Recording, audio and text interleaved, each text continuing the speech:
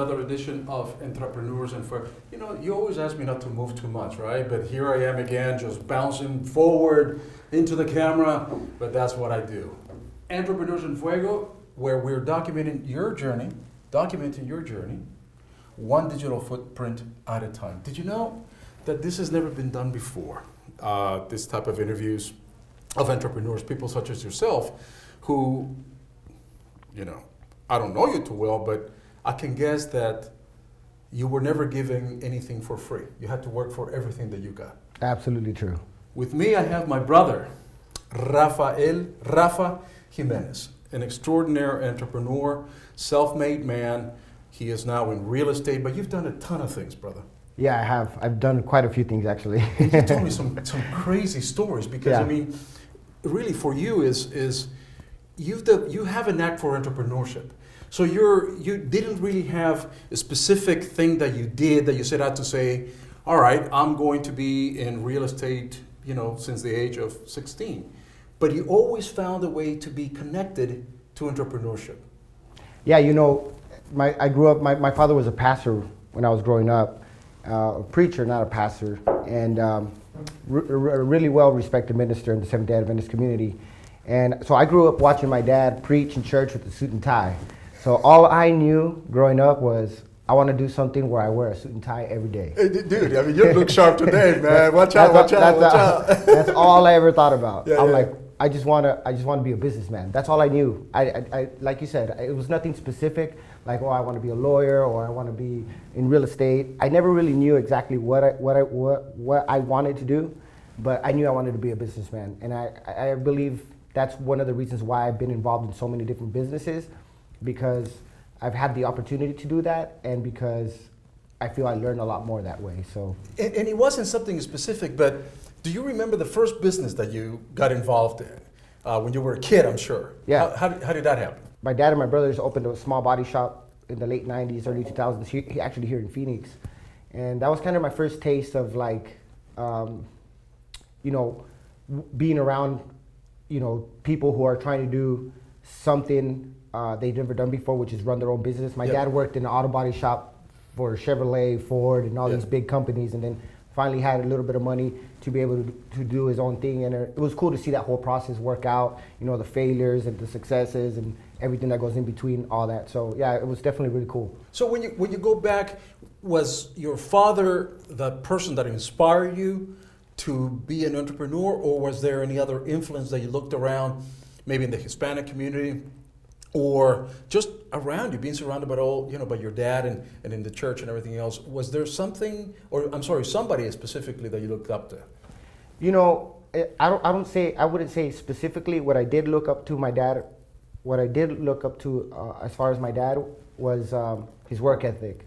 Like my dad's work ethic, like carried him into different opportunities in his life. Right. Even though he didn't have success in the beginning of his life, later in his life, he did have a lot of success based off of work ethic. And the one thing he always told me was, look, I taught you work ethic. Now what you need to do is educate yourself and put that work ethic along with the education, and you'll see that you'll have a lot better opportunities in your life than I have had in mine. So I kind of just stuck with that and just kind of ran with that. So tell me about that work ethic. What exactly does that mean, or how do you understand work ethic? Because we talk about work ethic all the time, and there's some people that said, yeah, you know, I understand it, but I don't think that they understand it too well. What do you understand about work ethic? I think that work ethic is something that you really, I mean, you can learn it, obviously, because we are creatures of habit. So if we create good habits, we tend to follow those good habits. Correct. But I think somebody who's self-motivated, somebody who doesn't need to be told what to do, where to go, when to do it, how to do it. You know, a person who goes out, wakes up every morning saying, I'm going to get this done today, I need to do this, and this, is a person that has good work ethic. There are people who are a lot more organized. I'm disorganized like no other. But I know that my work ethic, as far as my self-motivation, is always there. Now, what I try to do as I've gotten older is obviously be more organized, because if I'm more organized and I put that work ethic together, again, you create something where you're going forward a lot better, a lot stronger, and you create better opportunities for We're yourself. we're here with Rafael Jimenez, just a phenomenal entrepreneur. So would you say that work ethic translate into, or one of the secrets for that work ethic is discipline? It's all about discipline. All right. I mean, it's all going to boil down to discipline at some point, because, you know, a lot of times when you have success early in a business, what you tend to do is kind of, all right, I'm cool now, made some money, you know, and that's totally the wrong thing to do. But it's an honest mistake everybody makes. Or like in real estate, you know, you close the deal and you're like, okay, you know, I'm Yeah, gonna I can chill out kick for a back. week and do Yeah. whatever I want for. Exactly. Where you should be thinking, yesterday is yesterday. Yeah. I'm gonna work harder today because I have nothing right now going on. It's like I read a quote the other day from Ty Lopez that said, Yeah, imagine if you didn't procrastinate, how much you would get done, right? that's absolutely true. That's absolutely true. I mean, I'm guilty of procrastinating sometimes too. We all are. Yeah, absolutely. And it's one of those things where if you can find the motivation to just every day be disciplined about with what you do, you find a lot more success that way. How do you? Because I'm sure, you know, in your entrepreneurial life, and you've done a bunch of stuff. How do you deal with adversity? How do you deal with obstacles that come in front of you? How do you deal with it? You know, the biggest thing is entrepreneurs aren't afraid to take risk. I think that's the common denominator of any entrepreneur, is that they're not scared of taking risks. So with that is when you're in a business, you know you're going to have that low point at some point. Yep. Okay, so discipline, preparing for that moment. You know, sometimes Sure. you're riding so high you think it's not ever going to happen, and then boom, it smacks you in the face. Yeah. And if it catches you off guard, you can lose a business that way.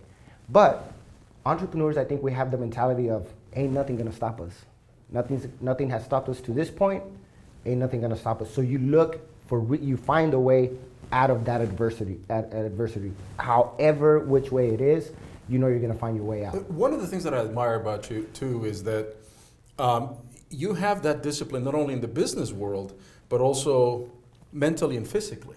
So Right. you take care of yourself. Yeah, absolutely. Which is very important, right? Of course. I exercise my body and mind with boxing, as you well know. Hey, baby, yeah, sure. So, yeah, I mean, I've competed as a semi-professional in boxing just for fun. It's a hobby. Sure. But it definitely keeps me, I guess, sane is a good word for it. Keeps me motivated, gives me something to do, gets me something exciting that I really had a passion for. I didn't even know. I only started about 4 years ago, and I was just like, this is the greatest thing ever. So, yeah, It's great for the having mind. that- It's absolutely great for the mind because I box myself a little bit, and it is unlike any kind of other sport because you're hitting and then you're being hit. Yeah. So you got to play offense, you got to play defense, all in the same round. So it's You know really what? cool. I'm a horrible chess player, but I'm a good boxer. And you know, some people say it's kind of like playing chess. It is kind of like playing chess in the sense that, you know, you're on offense and defense all at the same time and you're mixing it up. It's a great mind challenge and it's a great physical challenge. When you're able to get into that ring and get hit and hit people, it's definitely different. So- definitely different. So if somebody out there is looking at this interview and listening to this interview, Rafa, and they're going to say, you know, I want to be like that guy. Right. I want to follow his steps, you know. And I know you've had adversity in your past. What's the best example, or what is the best message that you could give somebody that wants to make it by themselves rather than 9-to-5 job, very secure, you make $15-20 an hour, and you know nothing's ever going to happen. But what is the best advice that you would give that individual? I think this is more than believing in yourself. If something's on your mind constantly, you got to exercise that thought. You got to exercise it because you miss 100% of the shots you don't take. Right. So right. if you don't take the shot, you're never going to give yourself the opportunity to actually succeed. So don't be afraid. Everybody's afraid. I mean, even in a 9-to-5, you know, companies will start doing cutbacks, and you're like this. Yeah. Oh, I hope they don't cut me. I hope they don't cut me. At least here, you know that the only way you're going to get cut is if you fail yourself. Somebody told that's really cool because somebody told me once that, and he was he was here at the shit flies in here all the time. Yeah. But somebody told me that you should jump off of the cliff and hope to grow wings on the way down. Absolutely. Which I thought it was the most important thing. I mean, it's really wise, man. And you got a cool real estate career going on right now. I see you working every day. You're very disciplined. You're a member here of the Office Pile. And, man, we wish you much success, man. And I really people that appreciate are out there, if you get a chance, come and visit Rafa here at the Office Pile, because he'll tell you some stories that, will blow people's mind, right? Yeah, absolutely. About overcoming obstacles and all that stuff, man. Yep. We've had a tough road, but it's been fun, and just more excited about the future now more than ever. This is for you, man. Thank you, man. This Appreciate is for you for being a member of the Office Pile. Look at that. This is made by a local painter. His name is Pablo Luna. A crazy son of a bitch, man. This is you, man. We're proud, man. Thanks a lot, man. You're my Appreciate brother, it, man. brother. Thanks. We're gonna Yeah. We're gonna go in the gym. Gotta get it on, baby. We're out.